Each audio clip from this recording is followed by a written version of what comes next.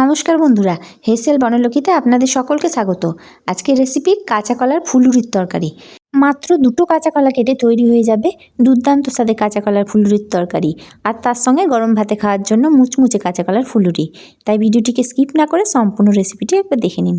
মাত্র দুটো কাঁচা কলা অর্ধেক করে কেটে নিয়ে আলুর সঙ্গেই কুকারে দুটো সিটি দিয়েছি। আলুগুলো খুব ছোট সাইজের বলে আমি দুটো নিয়েছি। মাঝারি সাইজের যদি আলু হয় তাহলে একটা দিলেই হবে।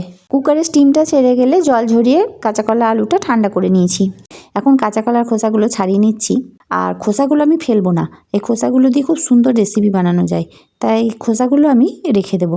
কাঁচা কলার খোসার রেসিপির একটা লিঙ্ক আমি ডেসক্রিপশন বক্সে দিয়ে রাখবো, আপনারা প্রয়োজন মতো দেখে নিতে পারেন। কাঁচা কলা খোসা ছাড়ানো হলে আলুগুলো ছাড়িয়ে নিচ্ছি। এখন কাঁচা কলা আর আলুটা একসাথে খুব ভালোভাবে মেখে নিতে হবে, যাতে কোনো রকম গোটা পেকে না থাকে, সেইভাবে কাঁচা কলাটা মেখে নিচ্ছি। তার সঙ্গে আলুটাও মেখে নিচ্ছি। 2 ঘন্টা আগে চায়ের কাপের হাফ কাপ পরিমাণ ছোলার ডাল ভালো করে ধুয়ে নিয়ে ভিজিয়ে রেখেছিলাম। সেই ডালটা ভিজে গেছে। কাঁচা কলা সেদ্ধর সময় সেটা মিক্সার গ্রাইন্ডারে ভরে সামান্য জল দিয়ে একটা মিহি পেস্ট বানিয়ে নিয়েছিলাম। সেটা এখন এই কাঁচা কলা আলু সেদ্ধটার মধ্যে দিয়ে দিচ্ছি।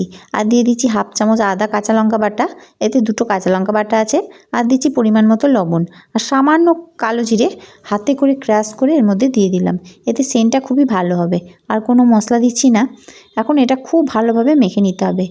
যত ভালোভাবে মাখা হবে ফুলুরিগুলো তত সুন্দর ফুলবে, তাই অতি অবশ্যই ভালো করে মাখতে হবে।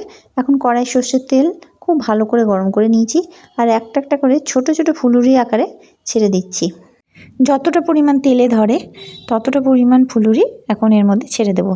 ফুলুরিগুলো ছেড়ে দেওয়ার পর গ্যাসের ফ্লেমটা লোতে করে দেবো, আর লো ফ্লেমে ফুলুরিগুলোকে ভেজে নেব। তাহলে ভিতর অবধি ভাজা যাবে।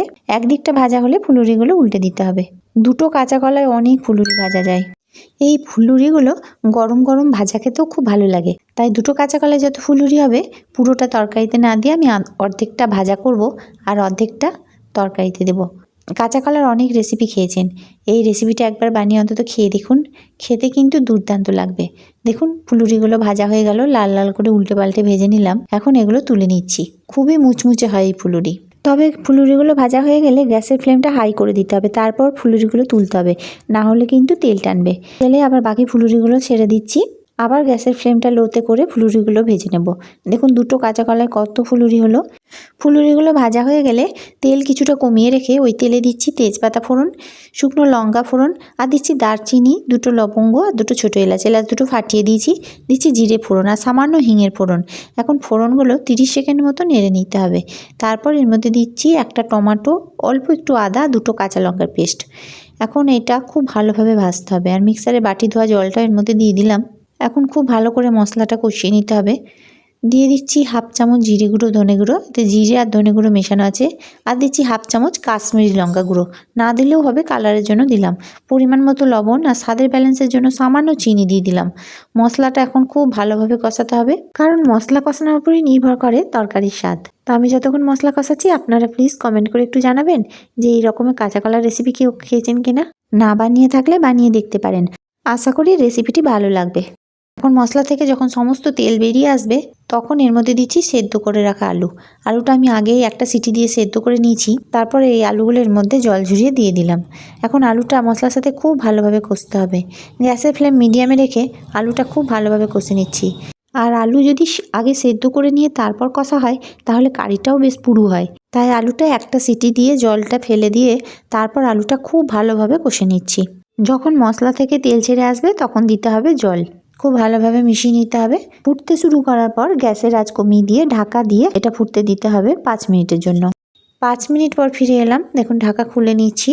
এখন এটা নেড়ে চেড়ে নিলাম, আর যে ফুলুরিগুলো ভেজেছিলাম তার অর্ধেকটা এর মধ্যে দিয়ে দিচ্ছি, আর অর্ধেকটা ভাজা খাওয়ার জন্য রেখে দিচ্ছি। এই ফুলুরি ভাজাগুলো অনেকক্ষণ পর্যন্ত মুচমুচে হয়ে থাকে। এখন ঝোলের মধ্যে ফুলুরিগুলো খুব ভালোভাবে মিশিয়ে নিচ্ছি।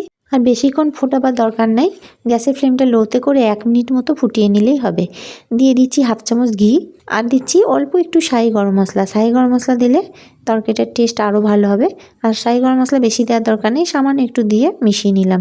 1 মিনিট ফুটিয়ে নিলাম। ফুলুরিগুলো দেখেই নিশ্চয় বোঝা যাচ্ছে কতটা মোটা হয়ে গেছে। আর দেখুন বন্ধুরা ফুলুরিগুলো কতটা নরম তুলতুলে হয়ে গেছে। কাঁচা কলার ফুলুরি রান্না হয়ে গেল। গ্যাসটা বন্ধ করে দিলাম। সমস্ত রেসিপিটি দেখার জন্য হেসেল বনলকির তরফ থেকে অসংখ্য ধন্যবাদ।